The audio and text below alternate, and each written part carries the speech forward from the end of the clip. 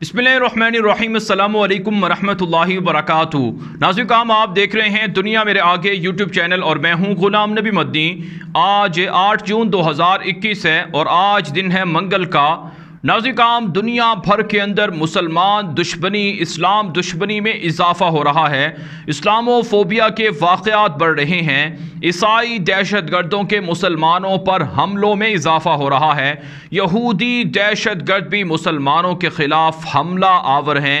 नाज़रीन काम गुज़श्ता रात को एक वाक़या कनाडा के अंदर पेश आया है, जो कनाडा के सूबे अंटारियो के लंदन शहर के अंदर पेश आया है, जहाँ पर पाकिस्तानी 4 जो लोग थे उनको एक यहूदी दहशत गर्द ने, जो सफ़ेद फार्म दहशत गर्द था जिसकी उम्र 20 साल थी, उसने जानबूझकर ट्रक चढ़ाकर उन्हें कुचल दिया। 5 लोगों पर यह ट्रक चढ़ाया गया है, जिसके नतीजे में 4 अफराद शहीद हो गए, जबकि एक बच्चा ज़ख्मी हॉस्पिटल के अंदर दाखिल है।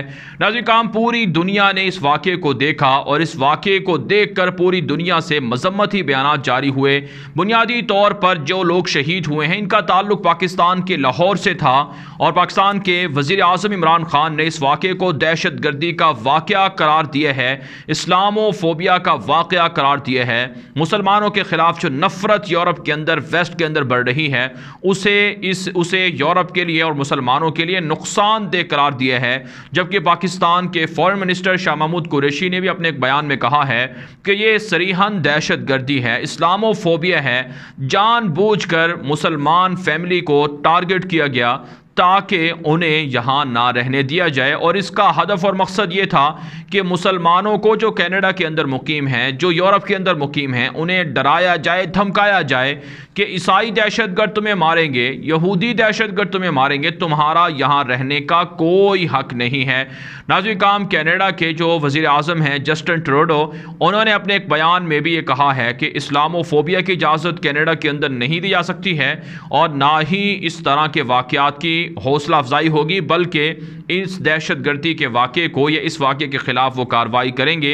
अगरचे अभी तक इस वाक़े को दहशत गर्दी का वाक़या डिक्लेयर नहीं किया गया है, लेकिन दहशत गर्द को गिरफ़्तार कर लिया गया है। लेकिन कनाडा से कोई शख्स ये पूछे कि आपके यहाँ तारिक फ़तेह नामी एक इंडियन दहशत गर्द वहाँ पर रह रहा है, जो मुसलमानों को कत्ल करने की इजाज़त देता है, जो हिंदुओं को उकसाता है कि भारत के अंदर बसने वाले मुसलमानों को शहीद किया जाए, कत्ल किया जाए, कश्मीर के लोगों पर जुल्म करने की हिमायत करता है, तो फिर कैसे कनाडा की हुकूमत ये बात कहती है कि हम यहाँ पर इस्लामोफोबिया के वाक़यात को बढ़ने नहीं देंगे।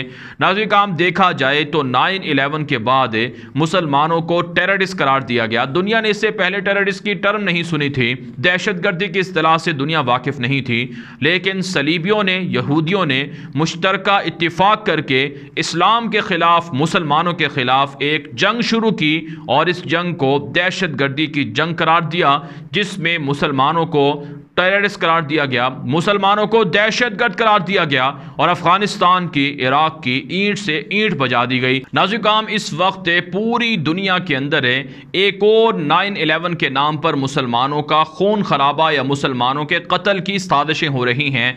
आप जानते हैं 20 साल जो 9/11 की जंग थी, जो धोखे की जंग थी, जिसमें मुसलमानों को टेररिस्ट करार दिया गया, मुसलमानों को दुश्मन करार देकर शहीद किया गया, इस जंग में अमेरिका और नेटो मार खा चुके हैं। अफगानिस्तान से अमेरिका और नेटो की जो बर्बादी है वो पूरी दुनिया देख चुकी है। अब यहूदी और ईसाई मुसलमानों के खिलाफ हथियारों की जंग तो नहीं जीत सके और मैदान के अंदर आकर लड़ने की जो ताकत थी वो तो उनके पास नहीं रही। अब वो मुसलमानों के खिलाफ एक इस्लामोफोबिया के नाम पर एक नई जंग शुरू कर चुके हैं। नाज़रीन काम ये सिर्फ कनाडा के अंदर एक वाक़या नहीं हुआ है, अमेरिका के अंदर आए रोज़ इस तरह के वाक़यात सुनने में आ रहे हैं। बरतानिया के अंदर मुसलमानों की मसाजिद पर नफ़रत अंगेज़ जुमले लिखे जा रहे हैं। मुसलमानों को कत्ल करने के लिए जो ईसाई दहशतगर्द, यहूदी दहशतगर्द तंजीमें हैं वो मुत्तहिद हो रही हैं। यही कुछ नाज़रीन काम यूरोप के दीगर ममालिक के अंदर है।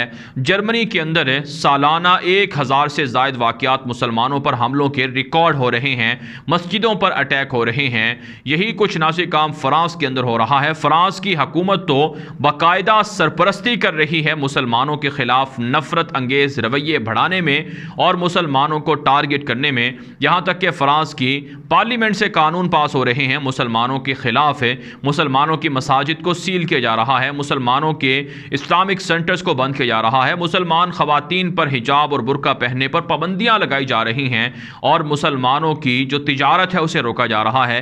60 لاکھ سے زائد مسلمان جو فرانس کے اندر مقیم ہیں یا آباد ہیں، انہیں وہاں سے نکالنے کے لیے سازشیں ہو رہی ہیں اور یہی رویے نازل کام یورپ کے دیگر ملکوں کے اندر ہیں۔ تو آپ کیسے کہہ سکتے ہیں کہ اسلام دشمنی، مسلمانوں کے خلاف دشمنی یورپ کے اندر نہیں پنپ رہی ہے، یا ویسٹ اس حوالے سے تمام لوگوں کو ایک ہی طرح دیکھتا ہے؟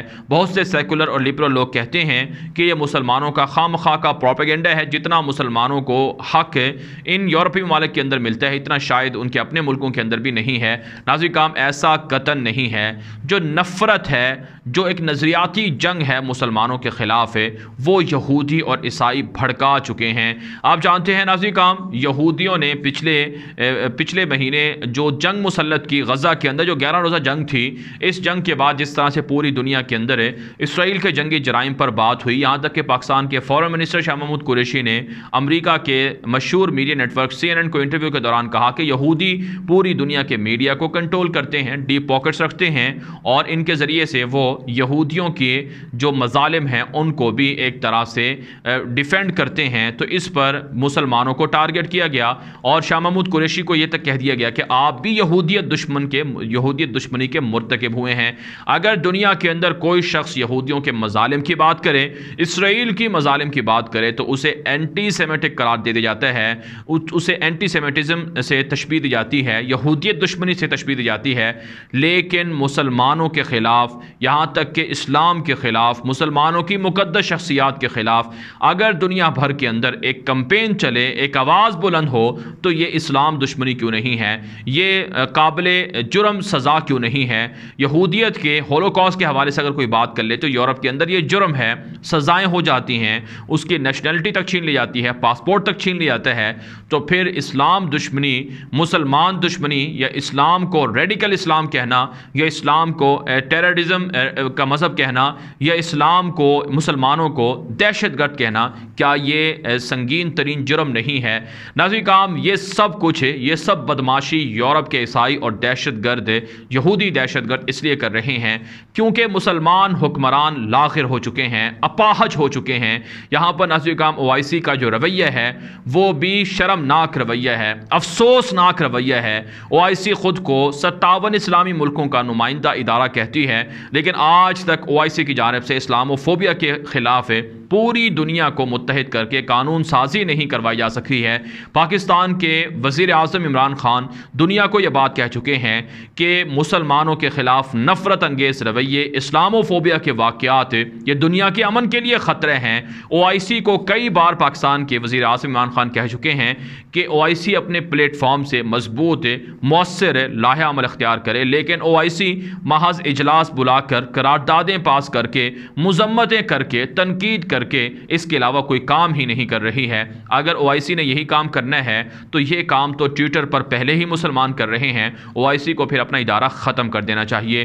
ناظرین کام، یہاں پر ترکی کا سب سے بڑا جو کریڈٹ ہے کہ وہ مسلمانوں کی حمایت میں سب سے آگے ہے، بالخصوص یورپ کے اندر بسنے والے مسلمانوں کی آواز ترکی سب سے پہلے اٹھاتا ہے۔ تو ترکی اور پاکستان یہ دو ایسے ملک ہیں کہ اگر یہ دونوں متحد ہو کر اسلاموفوبیا کے خلاف جنگ لڑیں تو یقیناً انہیں کامیابی مل سکتی ہے۔ پاکستان نے اور ترکی نے فرانس کا بائیکاٹ کروایا، پاکستان کے اندر لوگ سڑکوں پر آئے، تو فرانس کے بائیکاٹ سے پوری اسلامی دنیا نے جو کمپین چلائی ہے، اس سے فرانس کو اربوں ڈالر کا نقصان ہوا ہے۔ فرانس کی اکانومی کو، فرانس کا جو بجٹ خسارہ ہے وہ بڑھ گیا ہے۔ تو یہ ساری چیزیں مسلمان کر سکتے ہیں، اسلامی حکمران کر سکتے ہیں۔ ان کا بائیکاٹ ہونا چاہیے، ان کی پروڈکٹس کا بائیکاٹ ہونا چاہیے، ان کے سفیروں کو طلب کر کے احتجاج کرنا چاہیے اور ان کے خلاف مؤثر کمپین چلانی چاہیے۔ اقوام متحدہ کے ذریعے سے عالمی سطح پر پریشر ڈال کر باقاعدہ قراردادیں پاس کروانی چاہیے، قوانین پاس کروانے چاہیے اور سزائیں دلوانی چاہیے۔ ناظرین، جب یہودی پوری دنیا کے اندر یہودیت کے خلاف یا اسرائیل کے خلاف بات کرنے کو یہودیت دشمنی قرار دیتے ہیں اور اس کے خلاف قوانین بنا کر اور سزائیں دلوا سکتے ہیں، تو مسلمان پھر یہ کیوں نہیں کر سکتے ہیں؟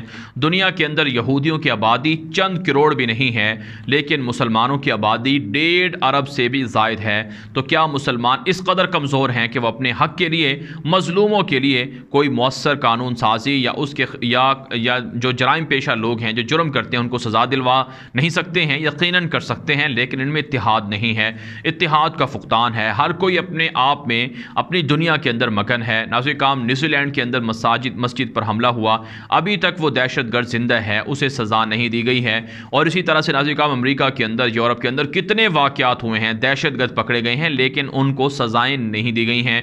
یہ ایک بڑی افسوسناک بات ہے۔ رسول اکرم صلی اللہ علیہ وسلم کی واضح حدیث ہے کہ مسلمان آپس میں جسم کی مانند ہیں، جسم کے کسی ایک حصے کو تکلیف ہو تو پورا جسم درد محسوس کرتا ہے۔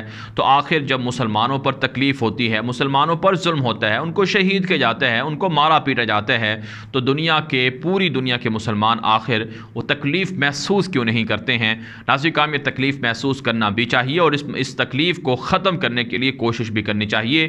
اس کے لیے اسلامی دنیا کا بلاک بنانا، اس کے لیے مؤثر کمپین چلانا، آواز اٹھانا بہت ضروری ہے، فکر کرنا بہت ضروری ہے، دعائیں کرنا بہت ضروری ہے، تاکہ دنیا بھر کے اندر بسنے والے مسلمانوں کے دکھوں کا مداوا ہو سکے۔ سب سے بڑھ کر یورپ کو، ویسٹ کو، امریکہ کو جو تکلیف ہے مسلمانوں سے، وہ اس لیے ہے کہ اسلام دنیا کا بڑھتا ہوا مذہب ہے۔ رسول اکرم صلی اللہ علیہ وسلم کی پیشن گوئی ہے، حدیث ہے کہ ہر گھر کے اندر اسلام داخل ہوگا، کوئی بھی گھر دنیا کے اندر اسلام سے خالی نہیں رہے گا۔